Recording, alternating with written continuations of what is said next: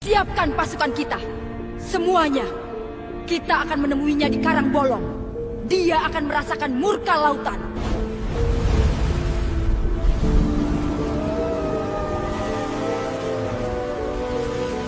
Hentikan ini sekarang, manusia. Kau telah melanggar batas wilayahku.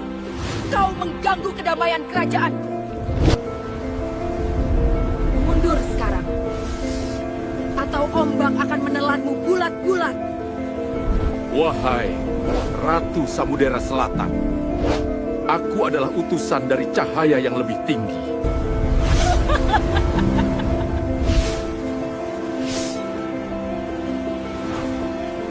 Kau bicara padaku tentang seorang pencipta?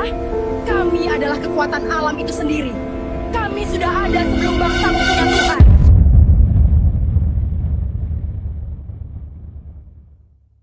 Di bawah langit yang sama, namun terpisah oleh samudra takbir, Sunan Ampel duduk bersila di serambi musola Ampel Denta. Hatinya tidak tenang. Laporan dari para mubalik yang disebarkan ke berbagai penjuru Jawa menyebutkan hal serupa. Perlawanan gaib yang teramat kuat. Ajaran kalimat syahadat tak cukup hanya diucapkan ke telinga manusia, namun harus ditanamkan ke dalam tanah itu sendiri, ke dalam intisari bumi yang masih dikuasai oleh kekuatan-kekuatan kuno yang angker dan angkuh. Terutama dari aksis kekuatan di Laut Kidul, di mana pengaruh sang penguasa gaib, Nyai Roro Kidul, merasuk ke dalam daratan, menghalangi cahaya iman bak kabut tebal di pagi hari. Dalam perenungan yang dalam, terlihatlah oleh Sunan Ampel seorang lelaki berjubah putih, wajahnya bercahaya, duduk bersila di atas batu di puncak bukit. Itulah Syekh Subakir, ulama dan wali yang terkenal kesaktian dan kedalaman ilmunya di negeri Rum. Maka diutuslah seorang santri pilihan dengan perahu layar cepat menyeberangi lautan, membawa surat bertuliskan Arab Pegon yang berisi permohonan mendesak. Setelah berbulan-bulan pelayaran, sampailah sang utusan di hadapan Syekh Subakir. Wahai guru yang dimuliakan, sang utusan bersujud. Sunan Ampel memohon bantuan. Tanah Jawa bagai tubuh sakit yang penuh dengan roh jahat. Mereka tak mau pergi. Ajaran kami terhambat. Dikabarkan pusat segala kekuatan gaib itu ada di selatan, di bawah kekuasaan ratu yang bergelar Nyai Roro Kidul.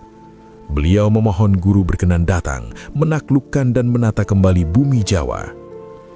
Syekh Subakir membuka surat itu, membacanya dengan mata hati. Dari tulisan itu, seolah mengalir rintihan tanah Jawa, gemuruh amarah dedemit dan kesombongan kekuatan alam yang menolak tunduk. Beliau mengangkat wajahnya ke langit, bernafas panjang. Ini adalah tugas yang berat. Namun siapa lagi yang akan melakukannya jika bukan hambanya yang dipilih? Gumamnya. Dengan persiapan yang singkat namun penuh makna, beliau hanya membawa 2 pusaka. Sebuah keris lurus berbilah satu dari baja meteorit yang ditanamkan mustika di pangkalnya, bernama Kiai Pecut Sewu, dan sebuah naskah kuno bertuliskan doa-doa penakluk. Berlayarlah sang wali ke arah timur, menuju tanah yang masih diselimuti kabut kesaktian.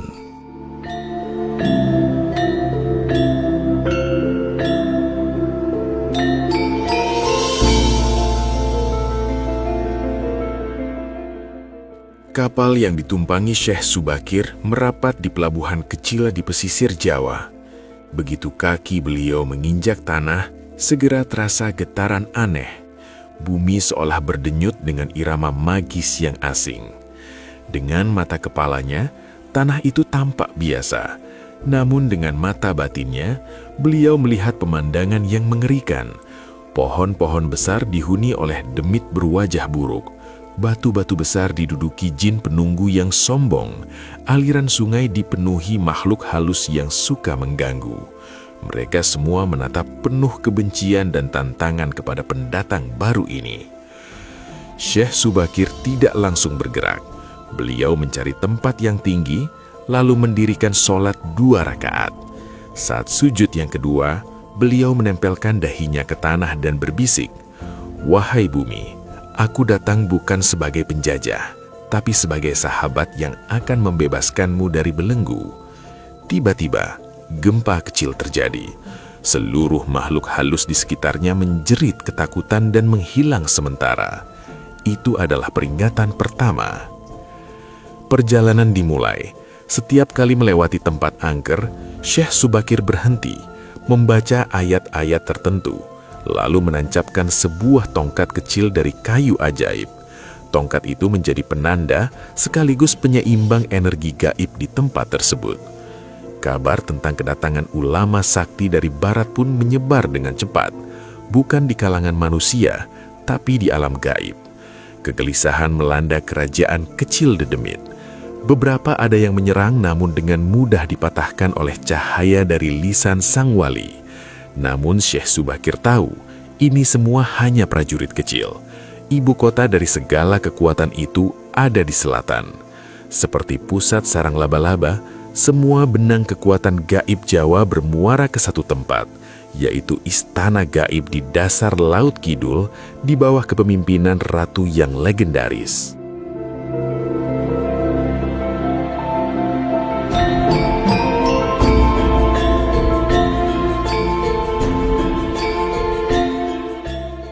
Jauh di kedalaman Laut Kidul, di tempat yang tak tersentuh sinar matahari, berdiamlah istana megah yang terbuat dari kristal, mutiara, dan karang berwarna-warni.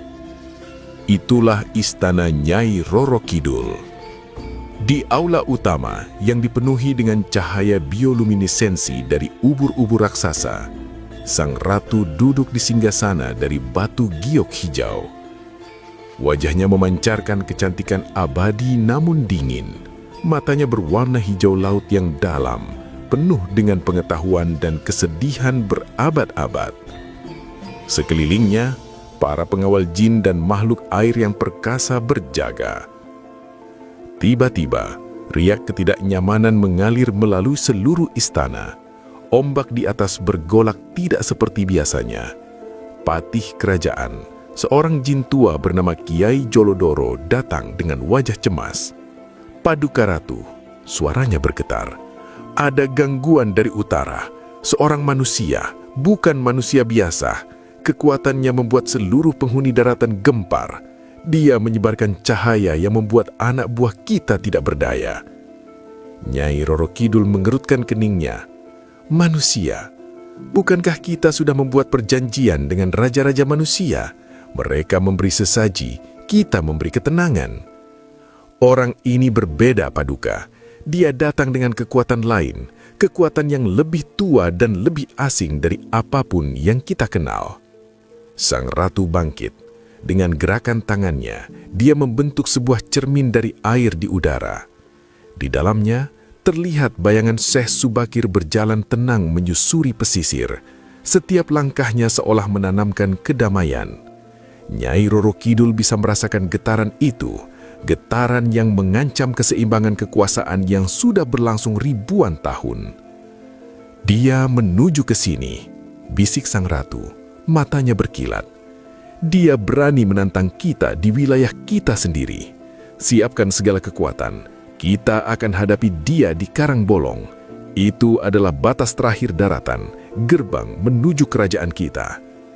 Perintah diberikan. Seluruh pasukan gaib dikerahkan, pasukan Wewe Gombak yang rambutnya bisa mencekik, Banespati yang kepalanya berupa api, jin-jin penguasa angin ribut, dan para penguasa ombak. Laut Kidul yang biasanya tenang mulai bergolak, mengirimkan peringatan kepada sang wali yang tak kenal takut.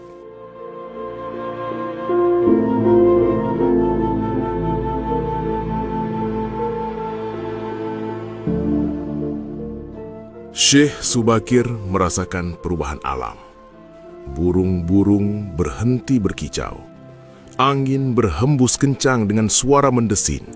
Dan langit di selatan menghitam, padahal hari masih siang.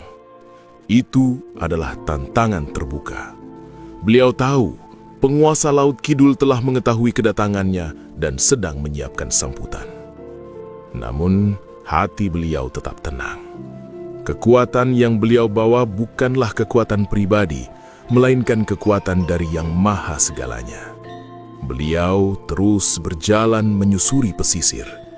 Di setiap persimpangan atau tempat yang terasa sangat angker, beliau berhenti, mengambil segenggam tanah, membacakan doa, lalu meniupkannya. Itu adalah cara untuk membersihkan jalur, memutuskan sambungan energi negatif yang tersambung ke Laut Selatan. Banyak makhluk halus yang marah dan menyerang, namun mereka tak mampu mendekat karena lingkaran cahaya yang selalu menyertai Sang Wai. Dalam perjalanan, beliau bertemu dengan beberapa penduduk setempat yang ketakutan. Mereka menceritakan tentang ombak yang tiba-tiba tinggi, tanda Sang Ratu sedang murka. Mereka memperingatkan Syekh Subakir untuk tidak melanjutkan perjalanan. "Eyang, itu wilayahnya Nyai Roro Kidul. Banyak yang mencoba melawan, hilang tak berbekas," kata seorang nelayan tua. Syekh Subakir tersenyum. "Anakku, jangan takut pada makhluk. Takutlah hanya pada yang menciptakan mereka. Aku datang justru untuk membuat mereka tak lagi mengganggumu." Kata-kata itu diucapkan dengan keyakinan yang begitu kuat sehingga membuat hati nelayan itu sedikit tenang. Namun, mereka tetap tidak berani mendekat ketika Syekh Subakir melanjutkan perjalanan ke Gua Karang Bolong, sebuah formasi batu kapur raksasa yang menjorok ke laut dengan sebuah lubang besar di tengahnya seperti gerbang. Disitulah batas antara dunia nyata dan dunia gaib paling tipis. Disitulah pertempuran tak terelakkan akan terjadi.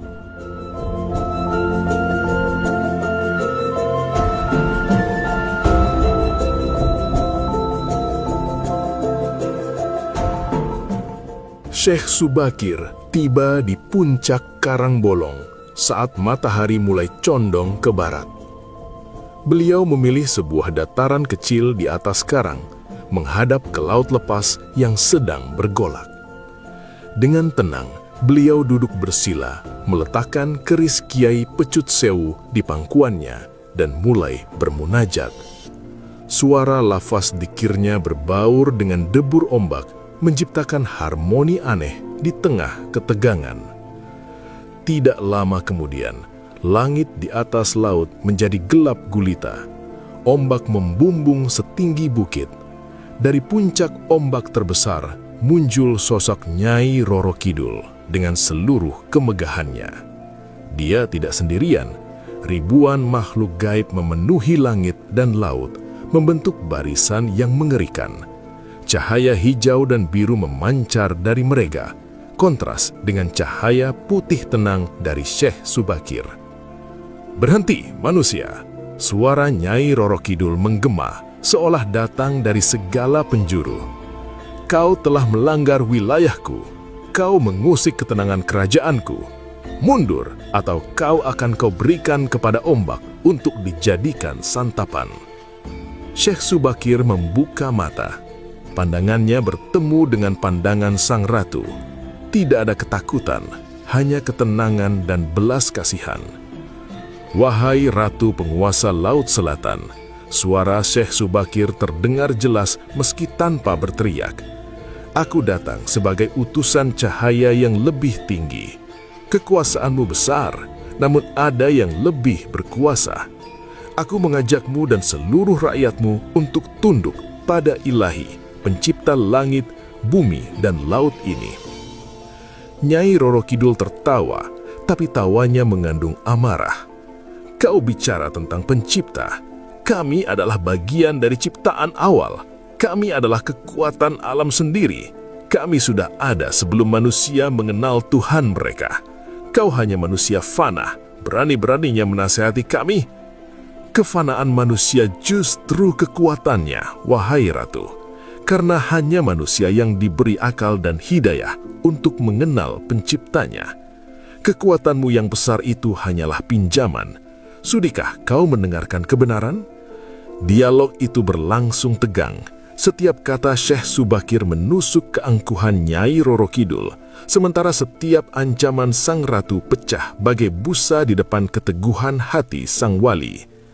Pertempuran ideologi itu lebih dahsyat dari pertempuran fisik. Namun Nyai Roro Kidul merasa kewibawaannya dipertanyakan di depan seluruh bala tentaranya. Dia tak bisa mundur. Maka dengan gerakan tangan yang dramatis, dia memberi perintah, "Serang!"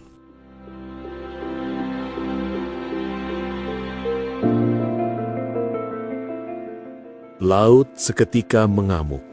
Ombak setinggi 100 hasta bergulung-gulung menuju karang bolong, siap menghancurkannya.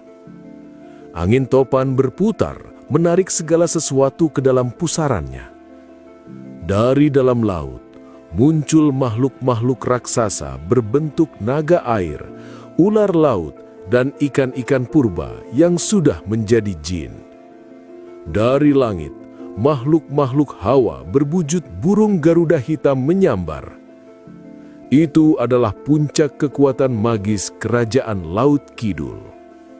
Syekh Subakir tetap duduk. Saat ombak raksasa hampir menyentuhnya, beliau berdiri dengan tenang, mengambil keris pecut sewu. Dengan suara lantang, beliau membaca ayat kursi. Keris itu diacungkan ke langit. Tiba-tiba, dari ujung keris memancar cahaya seperti matahari, membentuk tiang cahaya emas yang menembus awan gelap. Ombak raksasa itu membeku seketika, seolah menabrak dinding kaca tak terlihat, lalu runtuh menjadi percikan air yang jatuh seperti hujan. Para makhluk gaib yang menyerang dari udara terbakar oleh cahaya tersebut dan berjerit-jerit kesakitan. Syekh Subakir kemudian mengarahkan kerisnya ke laut. "Dengan nama Allah, tunduklah," serunya. Cahaya itu menembus permukaan air, menyinari dasar laut. Seluruh makhluk laut gaib yang bersembunyi ketakutan merasa energi mereka melemah. Namun, Nyai Roro Kidul tidak tinggal diam. Dia mengumpulkan seluruh kekuatan alam yang dia kuasai. Energi samudra, kekuatan bulan, dan kesumat ribuan tahun. Dia membentuk sebuah pusaran air raksasa yang di dalamnya berisi petir dan badai. Itu adalah serangan pamungkasnya. "Rasakan amarah laut yang abadi," teriaknya. Pusaran air itu bergerak, menghisap segala sesuatu ke dalamnya. Karang mulai retak. Namun Syekh Subakir mengambil mustika dari sakunya. Mustika itu diputar di tangannya, lalu dilemparkan ke tengah pusaran air. Bukan tenggelam, mustika itu justru melayang, memancarkan cahaya pelangi yang indah. Pusaran air itu mulai melambat, lalu terurai. Energi dasarnya diserap oleh mustika dan diubah menjadi energi yang damai. Nyai Roro Kidul terpana.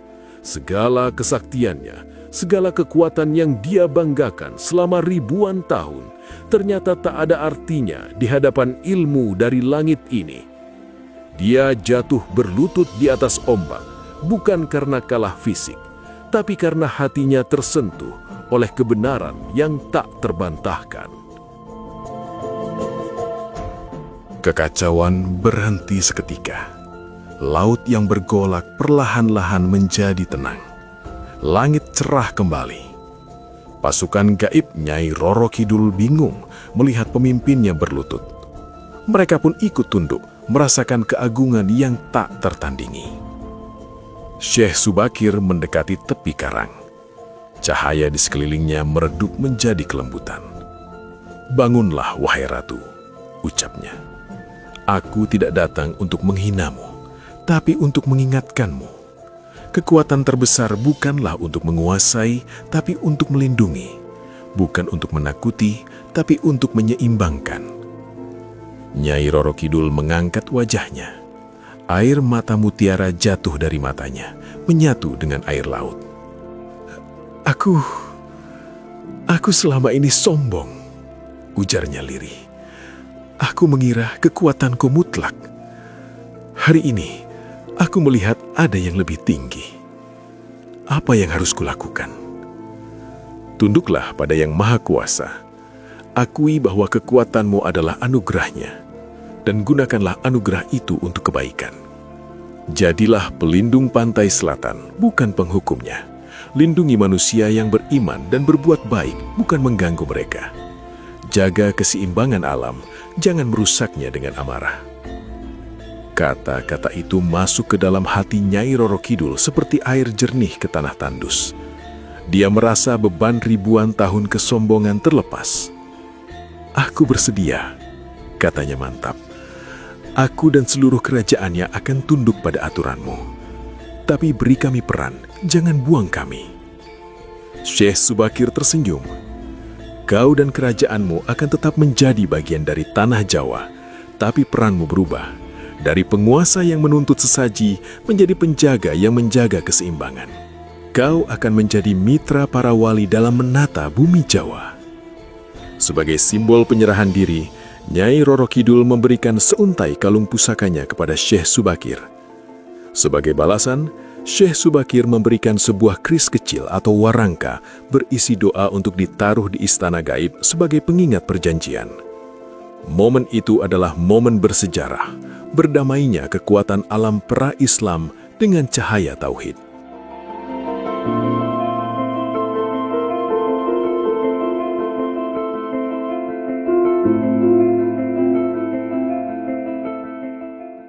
Setelah pertemuan bersejarah itu, Syekh Subakir belum langsung pergi.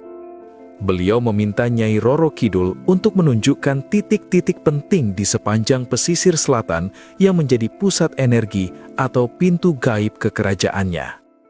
Di setiap titik tersebut, seperti di Parangtritis, Karangbolong, Pangandaran, Gunung Kombang, dan tempat lainnya, Syekh Subakir melakukan ritual penanaman tonggak keseimbangan.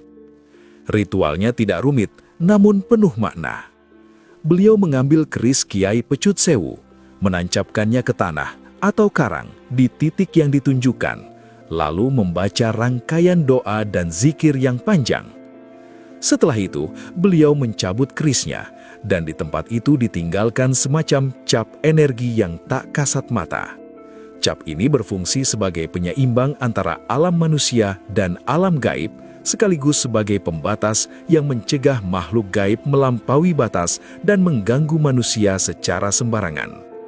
"Mulai sekarang," kata Syekh Subakir kepada Nyai Roro Kidul dan para patihnya yang telah berikrar setia, "titik-titik ini adalah batas. Di luarnya, manusia membangun peradaban dengan cahaya iman. Di dalamnya, kau tetap berkuasa untuk menjaga kelestarian laut dan isinya. Bekerjasamalah. Jika manusia merusak laut, kau boleh memberi peringatan. Jika makhluk gaib mengganggu manusia, mereka akan terkena getah dari titik-titik ini." Nyai Roro Kidul mengangguk paham. Dia menyadari ini bukanlah kekalahan, melainkan transformasi menuju tatanan yang lebih baik dan lebih adil. Dia bahkan memerintahkan para jinnya untuk membantu Syekh Subakir dalam perjalanannya membersihkan tempat-tempat angker di pedalaman Jawa. Inilah awal dari simbiosis mutualisme yang unik antara kekuatan spiritual Islam dan kekuatan lokal Nusantara. Di Karangbolong, titik konfrontasi mereka, Syekh Subakir melakukan ritual terakhir dan terbesar. Beliau menanam sebuah batu mustika khusus di bawah lubang karang. Batu itu akan selamanya memancarkan energi perdamaian dan mengingatkan semua makhluk akan perjanjian agung ini. Tempat itu kelak akan dikenal sebagai tempat yang sakral, namun damai.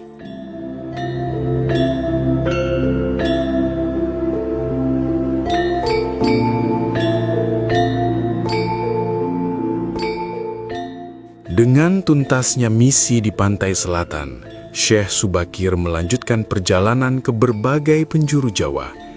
Namun sekarang perjalanannya menjadi lebih lancar. Kabar tentang penaklukan dan perjanjian dengan Nyai Roro Kidul telah menyebar di seluruh alam gaib Jawa.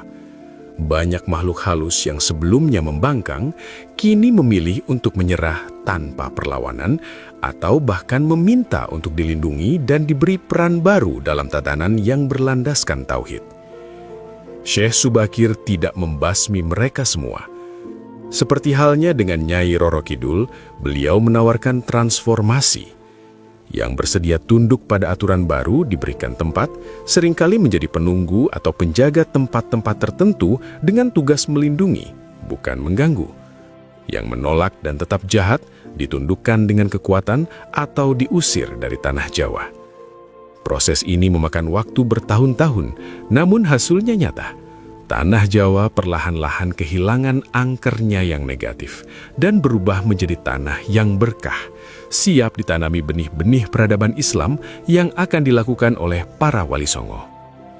Sebelum akhirnya meninggalkan Jawa untuk kembali ke negeri asalnya, Syekh Subakir bertemu kembali dengan Sunan Ampel. Beliau melaporkan semua yang telah terjadi, terutama tentang perjanjian dengan penguasa Laut Selatan. Janganlah memusuhi mereka, Sunan. Mereka sekarang adalah penjaga alam. Hormati peran mereka, dan mereka akan menghormati dakwahmu. Ajarkan kepada manusia untuk tidak takut, tetapi juga tidak menista. Itulah keseimbangan. Sunan Ampel menerima warisan spiritual itu dengan hati yang penuh syukur. Beliau memahami bahwa Islam yang akan berkembang di Nusantara bukanlah Islam yang memusnahkan segala yang lama, tapi Islam yang mengislamkan, mentauhidkan, dan mentransformasi nilai-nilai lama ke dalam koridor yang benar. Perjanjian dengan Nyai Roro Kidul menjadi preseden penting dalam pendekatan kultural para wali. Syekh Subakir pun berlayar pergi, meninggalkan Jawa yang telah ditata fondasi spiritualnya. Karyanya tidak terlihat oleh mata biasa, tetapi terasa oleh setiap orang yang merasakan kedamaian dan kesuburan tanah Jawa sejak saat itu. Tonggak-tonggak keseimbangan yang ditanamnya tetap ada, menjadi simpul-simpul energi yang menjaga harmoni. Berabad-abad kemudian, kisah pertemuan antara Syekh Subakir dan Nyai Roro Kidul hidup dalam tradisi lisan, babat, dan keyakinan masyarakat Jawa. Pantai selatan tetap dijaga oleh Sang Ratu, tetapi dalam peran baru, sebagai pelindung. Para nelayan dan penduduk pesisir tetap menghormatinya, bukan dengan sesaji yang berunsur syirik, tetapi dengan doa, sedekah, dan perilaku menjaga kebersihan laut. Mereka percaya bahwa selama manusia menjaga perjanjian tidak merusak laut, maka Sang Ratu akan menjaga mereka dari mara bahaya. Karang Bolong, tempat pertempuran dahsyat itu, menjadi tempat ziarah dan renungan. Lubang di karang itu dianggap sebagai simbol pintu antara dua dunia yang sekarang telah didamaikan. Banyak orang yang datang untuk merenungkan tentang kebesaran Tuhan yang mampu mendamaikan dua kekuatan yang tampak berseberangan. Nyai Roro Kidul sendiri dalam transformasinya dikisahkan sering mendengarkan pengajian dan lantunan ayat suci dari daratan. Bahkan dalam beberapa legenda tutur, dia disebutkan telah memeluk Islam secara hakiki, menjadi salah satu kekuatan gaib yang taat. Istana gaibnya di Laut Kidul tetap ada, tetapi sekarang dipenuhi dengan cahaya yang berbeda. Cahaya keikhlasan dan pengabdian. Epik pertemuan ini meninggalkan pelajaran mendalam, bahwa kebenaran yang disampaikan dengan hikmah dan keteguhan hati mampu menundukkan bahkan kekuatan yang paling angkuh sekalipun. Bahwa Islam datang bukan sebagai penghancur budaya, tetapi sebagai penata yang memberikan tempat yang semestinya bagi setiap ciptaan. Dan bahwa keseimbangan antara alam nyata dan gaib, antara manusia dan makhluk lain adalah kunci bagi keberlangsungan kehidupan yang harmoni. Maka, damailah tanah Jawa. Syekh Subakir telah pergi, tapi warisannya abadi. Nyai Roro Kidul tetap berkuasa, tetapi dalam koridor ilahi. Dan manusia hidup di tengah-tengahnya, belajar untuk bertauhid, menjaga alam, dan menghormati setiap ciptaannya. Itulah epos yang sesungguhnya. Epos penataan peradaban yang berlandaskan cahaya dari langit.